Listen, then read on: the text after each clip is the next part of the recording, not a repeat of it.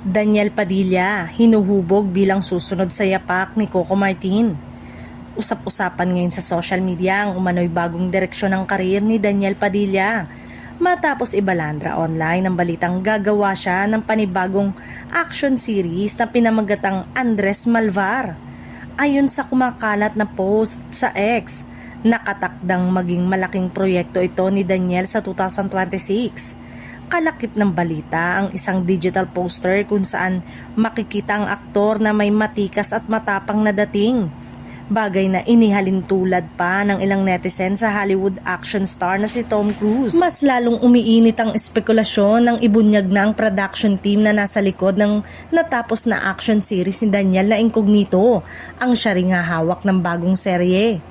Para sa marami, indikasyon ito na seryoso ang Kapamilya Network sa pagpoposisyon kay DJ bilang susunod na action leading man ng henerasyon. Sa iba pang social media post, makikitang kasama ni Daniel ang ilang bigwig ng ABS-CBN na lalo pang nagpatibay sa paniniwalang malaki ang proyektong nakaabang para sa kanya. Hindi tuloy na iwasang ikumpara si Daniel Padilla kay Coco Martin na matagal nang kinikilalang hari ng primetime action series, lalo na sa 8pm time slot. May ilang netizen ang agad nagpahayag ng suporta. Daniel Padilla lang talaga ang pwedeng pumalit kay Coco Martin sa 8pm slot kung action rin ang pag-uusapan. Samantala, bukod sa career updates, bumida rin sa social media sina Daniel at ang kanyang kasintang si Kyla Estrada matapos kumalat ang video nila sa isang party.